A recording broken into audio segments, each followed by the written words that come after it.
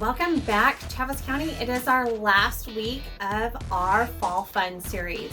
I'm Tamara Schubert, your Family Consumer Science educator for NMSU and Travis County Cooperative Extension. Thank you for joining us this month. It is the last one in our Fall Fun crafts. Today we have a fun pumpkin for you. You will need a couple of things. You need an old paperback book, one that's probably well loved and ready to go bye-bye. You do need a pumpkin template, some scissors or an X-Acto knife, and then we're going to use that jute from the other week and those fall garland leaves and beads from the other week as well. So we're going to start with our paperback book. You want to remove the front and the back cover from that book. After you've done that, you would like to select a pumpkin outline or stencil that's going to cover from the top of your book to the bottom of the book. And that's because I really didn't want to cut through the spine. So having a template that goes from the top to the bottom with minimal cutting is great and will save you a lot of time. Once you have that template done, go ahead and trace it to the first page. I used a template that was a little bigger when I cut this one.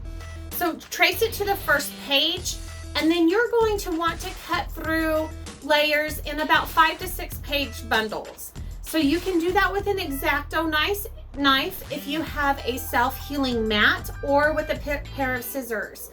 If you've cut multiple pages with scissors, you know that your templates kind of get wonky as you get through because those papers start to move. So make sure that you re-gauge with your template to make sure that your pumpkin is going in the correct shape that you want it to. But cut the book all the way through in 5 to 6 page bundles. And then we're going to take our hot glue and we're going to glue along that spine so that it goes in half.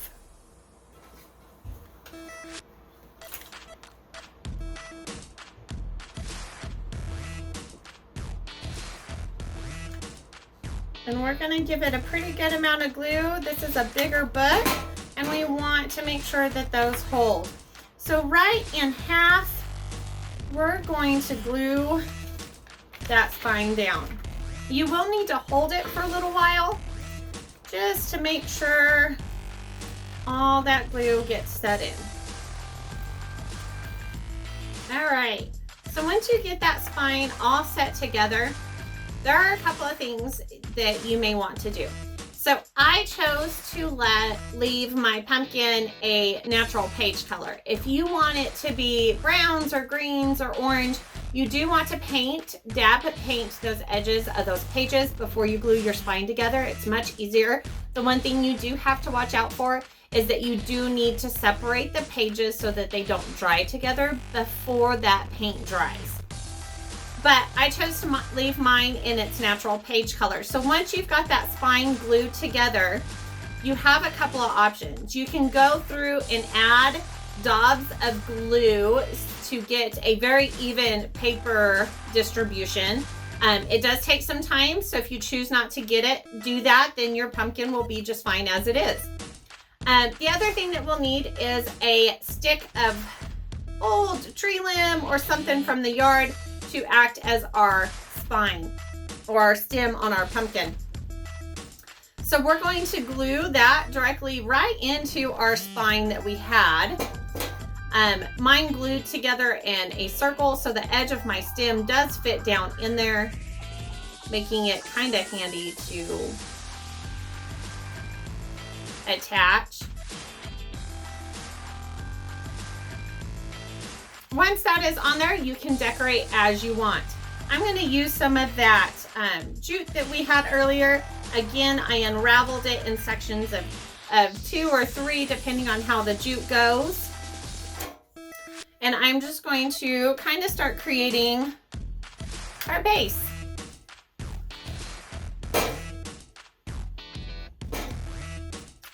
So it is important on this one that that glue completely dries, because it's not as sturdy as a base as our wood and stuff. It does tend to shift and stuff as your paper shifts. So it is important to ensure that that glue has completely dried, just for the stability of your pumpkin.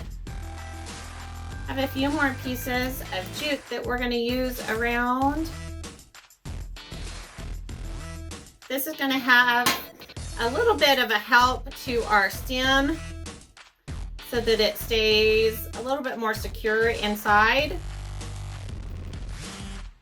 Like me, I just glued my fingers to my project. And then we're going to use those leaves to add a little bit of color into our pumpkin. So you may have a front to your pumpkin, you may not have a side to your pumpkin. So decorate the top of that stem however you choose. Some burlap or ribbon works really great too, to add some dimension and height if you would like.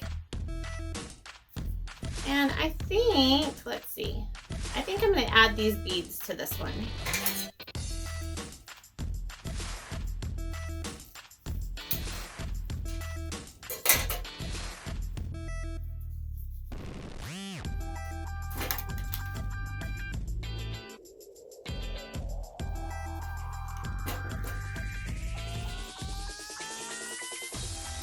And there you have it. Your last Fall Fun series with us is a cute little paperback pumpkin. Enjoy your fall season. Join us next month for something new.